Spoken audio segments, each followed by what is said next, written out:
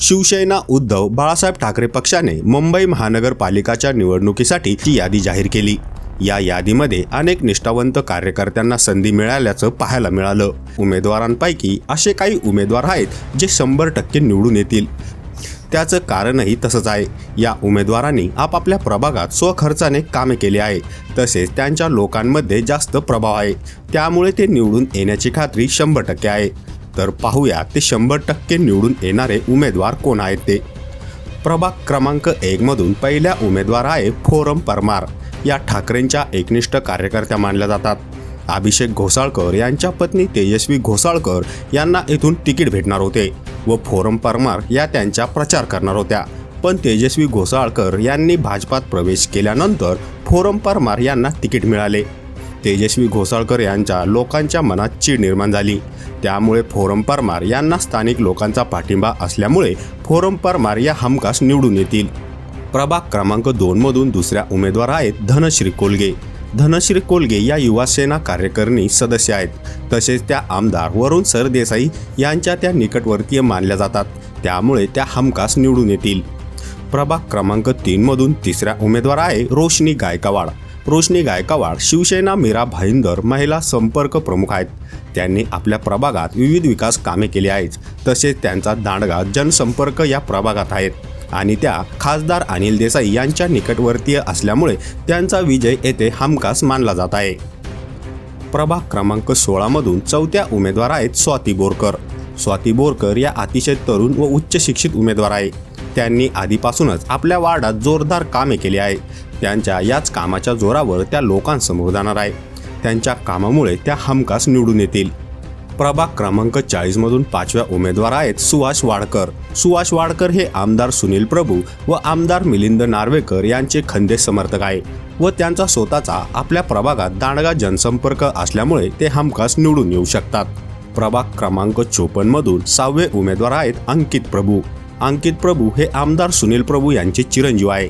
अंकित प्रभू हे सुनील प्रभू यांचे चिरंजीव असले तरी त्यांनी आपल्या प्रभागात सुरुवातीपासूनच लोकांची कामे केली व त्या कामाच्या जोरावरच ते निवडणुकीला सामोरे जाणार आहे व प्रभाग क्रमांक 54 हा शिवसेनेचा बालेकिल्ला असल्यामुळे त्यांचा विजय निश्चित मानला जात आहे।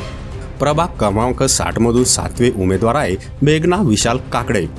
मेघना विशाल काकडे या ठाकरेंच्या अतिशय विश्वासू व निष्ठावंत कार्यकर्त्या आहेत। त्या सुरुवातीपासूनच ठाकरेसोबत एकनिष्ठ राहिल्या आहेत, त्यामुळे त्यांच्यावर विश्वास ठेवून ठाकरेंनी त्यांना उमेदवारी दिली आहे। प्रभाग क्रमांक 61 मधून 8वे उमेदवार आहेत सेजल दयानंद सावंत। 30 वर्ष शिवसेना सोबत असलेले निष्ठावंत शाखा प्रमुख दयानंद सावंत यांच्या त्या कन्या आहे। दयानंद सावंत यांचा दांडगा जनसंपर्क या प्रभागात आहे। हा वार्ड महिलांसाठी राखीव झाल्यामुळे येथून सेजल सावंत यांना उमेदवारी देण्यात आली।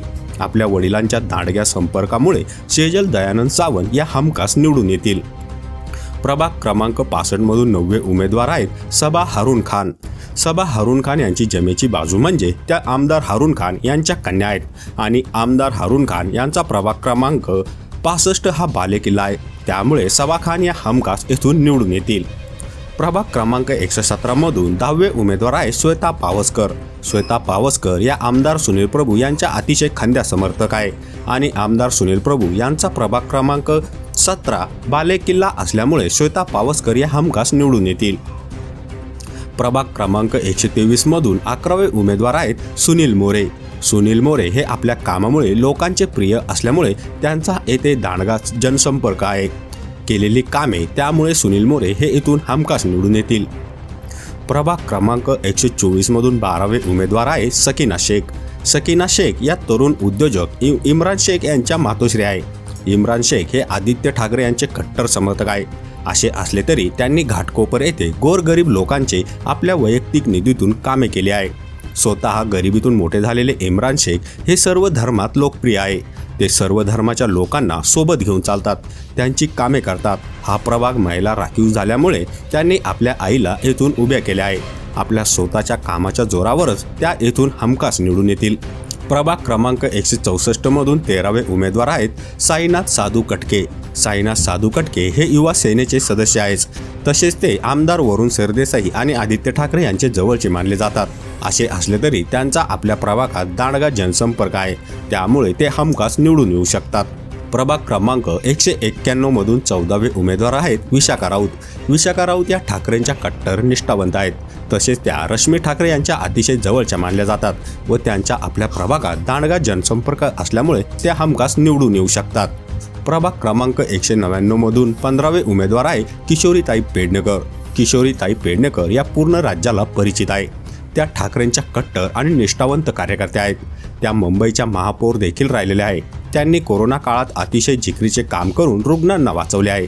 त्यांचा पूर्ण मुंबईत दांडगा जनसंपर्क, केलेली कामे आणि माजी महापौर असल्यामुळे यावेळी त्या हमखास निवडून येतील. प्रभाग क्रमांक 206 मधून 16वे उमेदवार आहेत सचिन पडवळ. सचिन पडवळ हे ठाकरेंचे एकनिष्ठ कार्यकर्ते अशी त्यांची ओळख आहे व ते आमदार सुनील शिंदे यांचे कट्टर समर्थक मानले जातात. त्यामुळे ते हमखास या प्रभागातून निवडून येऊ शकतात. प्रभाग क्रमांक 225 मधून 17वे उमेदवार आहेत अजिंक्य धात्रक. अजिंक्य धात्रक हे आदित्य ठाकरे यांचे खंदे समर्थक आहेत व त्यांच्या पाठिंब्यामुळेच प्रभाग क्रमांक 225 मधून निवडून येऊ शकतात. प्रभाग क्रमांक 114 मधून 18वे उमेदवार आहे राजोल पाटील. राजोल पाटील यांनी युवासेनेच्या माध्यमातून अनेक कामे केली आहेत.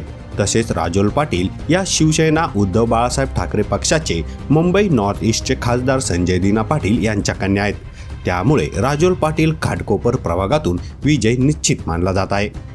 प्रभाग क्रमांक 7 बोरिवलीमधून 19वे उमेदवार आहे सौरभ घोसाळकर. सौरभ घोसाळकर हे दिवंगत माजी नगरसेवक अभिषेक घोसाळकर यांचे बंधू आहेत.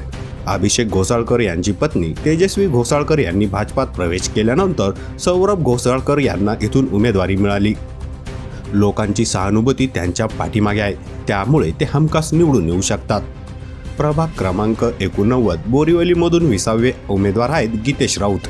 गीतेश राऊत हे ठाकरेंचे माजी खासदार विनायक राऊत यांचे चिरंजीव आहे. असे असले तरी गीतेश राऊत यांनी स्वबळावर आपल्या कार्यावर कामाच्या जोरावर पक्षात आपलं स्थान निश्चित केलं आहे. प्रभाग क्रमांक 19 मध्ये त्यांचा दांडगा जनसंपर्क असल्यामुळे गीतेश राऊत हे हमखास निवडून येऊ शकतात. या व्हिडिओवर तुमची प्रतिक्रिया कमेंट बॉक्समध्ये नक्की लिहा आणि व्हायरल मराठी चॅनलला सबस्क्राईब केले नसेल तर सबस्क्राईब करायला विसरू नका.